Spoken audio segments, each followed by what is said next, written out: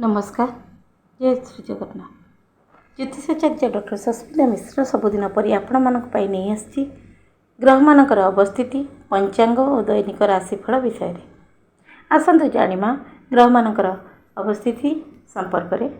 बुध मेष राशि रे, देवगुरु बृहस्पति सहित रवि और शुक्र वृष राशि रे, केतु कन्या राशि रे, चंद्रमा बिछा राशि रे, शनि कुंभ राशि रे, राहु मंगल मीन राशि रे संचरण कर। आज पंचांग 2024 मसीहा मे मास 24 तारिख विक्रम संवत 2081 शकाब्द 1945 साल 1431 गजपति अंक 68 रवि उत्तरायण गति ग्रीष्म ऋतु ज्येष्ठ मास कृष्ण पक्ष शुक्रवार रात्रि 7:14 पर्यंत प्रतिपद तिथि परिद्वितीया तिथि दिवा 10:40 पर्यंत अनुराधा नक्षत्र परिचेष्टा नक्षत्र दिवा 12:24 पर्यंत शिवयोग दिवा 7:12 पर बालवकरण रात्र 7:14 पर्यंत कौलवकरण। आज सूर्योदय प्रातः 5:10 सूर्यास्त 6:10 राहुकाल दिवा 10:02 रु दिवा 12:41 पर्यंत 11:41 पर्यंत। राहुकाल रे समस्त शुभ कार्य वर्जनीय।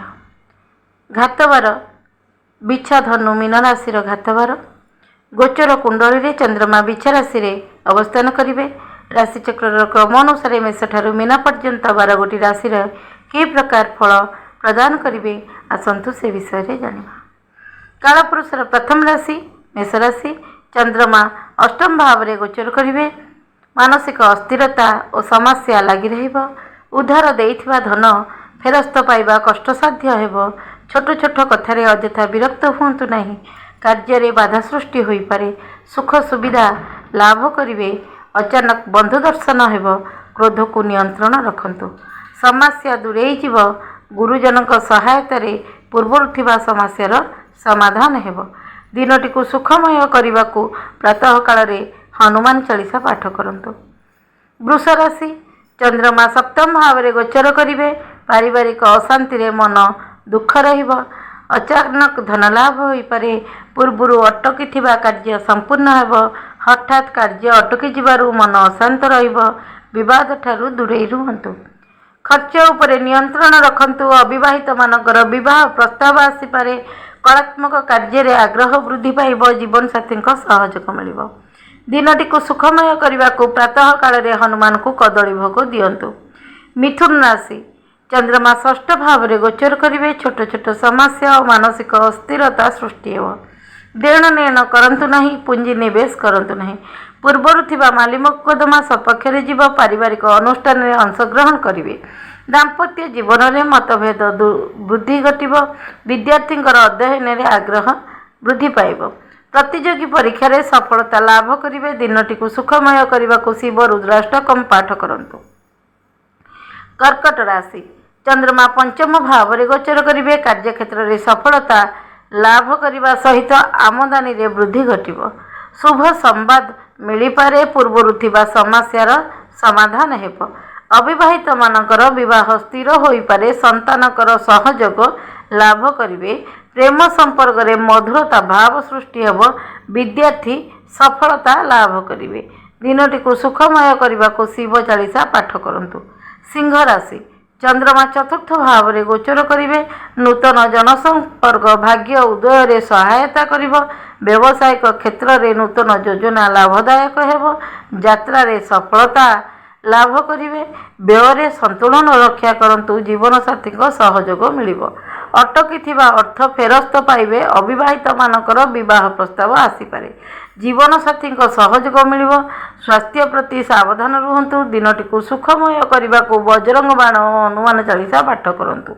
कन्या राशि चंद्रमा तृतीय भाव रे गोचर करिवे। समय अनुकूल। कार्य क्षेत्र रे गुरुत्वपूर्ण निर्णय नेबे। वृथा व्यय करंतु नहीं।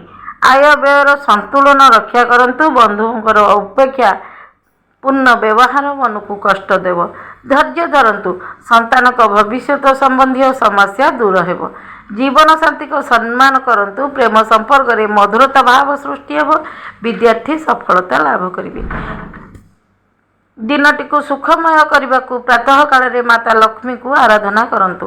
तुला राशि चंद्रमा द्वितीय भाव में गोचर करेंगे, सावधानता अवलंबन करूँ, वाणी रे नियंत्रण रखु, कार्य क्षेत्र में गोपनीयता रखु, उच्च अधिकारिक सहयोग मिल, विरोधी समस्या सृष्टि करने को चेष्टा करेंगे, व्यवसाय रे नूतन योजना पाई चिंता करंतु, माली मकदमा रे विजय लाभ करेंगे, प्रेम निवेदन करंतु नहीं, विवाद रे छंदी होई पारंती, धार्मिक कार्य रे आग्रह वृद्धि पाइब, दिनटी को सुखमय करने को प्रातः काल रे शिव रुद्राष्टकम पाठ करंतु।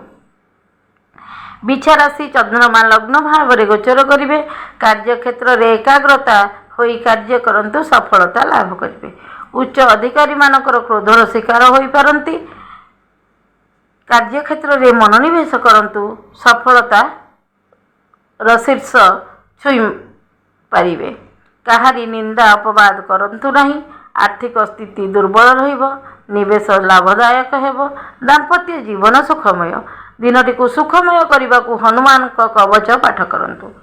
धनुराशि चंद्रमा द्वादश भाव में गोचर करेंगे, कार्य क्षेत्र में सफलता लाभ करेंगे, नकारात्मक चिंताधारा आगु को बढ़िबारे बाधा सृष्टि करिवो, युवा वर्गंकर नूतन संपर्क लाभदायक हेब, संतान पक्षर शुभ संवाद लाभ करेंगे, खाद्य पानीय रे सावधानता अवलंबन करंतु, दिनटी को सुखमय करने को शिव रुद्राष्टकम पाठ करंतु। मकर राशि चंद्रमा एकादश भाव में गोचर करेंगे, समय अनुकूल, आत्मविश्वास वृद्धि घटिब, भाग्यर सहयोग मिल, कार्य क्षेत्र में मनोनिवेश करंतु, सफलता लाभ करेंगे, बहुदिन अटकी कार्य संपूर्ण हेब, समय अनुसार निजको बदलाइबा को चेष्टा करंतु, माता पिता स्वास्थ्य समस्या सृष्टि हो पारे, यात्रा लाभदायक हेब, जीवन साथी सहयोग मिल, दिनटी को सुखमय करने को हनुमान चालीसा पाठ करंतु। कुंभ राशि चंद्रमा दशम भाव में गोचर करेंगे, वाणी रे नियंत्रण रखु, आलस्य कारण कार्य क्षेत्र में मन लगिब नहीं, कार्य क्षेत्र में नूतन योजना कार्यकारी हो पारे, सावधानता अवलंबन करंतु, गुप्त कथा कहा को कहतु नहीं, एपरिकी निजर स्त्री और संतान को मध्य गुप्त कथा कहतु नहीं, आर्थिक समस्यार समाधान हो पारे, दिनटी को सुखमय करने को प्रातः काल रे शिव चालीसा पाठ करंतु। कालपुरुषर शेष राशि मीन राशि चंद्रमा नवम भाव में गोचर करेंगे, कार्य क्षेत्र में पदोन्नति घटिब, अटकी कार्य वृद्धि पाइब, व्यावसायिक क्षेत्र में सुव्यवस्थित रहिब, बंधुक सहयोग मिल, आयर नूतन दिग सृष्टि हेब, ऋण देण नेण करंतु नहीं, विद्यार्थी को सफलता मिल, दिनटी को सुखमय करने को श्री विष्णु भगवान को प्रार्थना करंतु।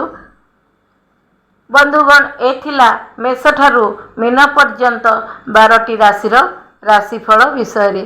जदि आपन को कार्यक्रमटी भल लगुची ताहले लाइक शेयर और सब्सक्राइब करने को आदौ भूलंतु नहीं। नमस्कार, जय जगन्नाथ।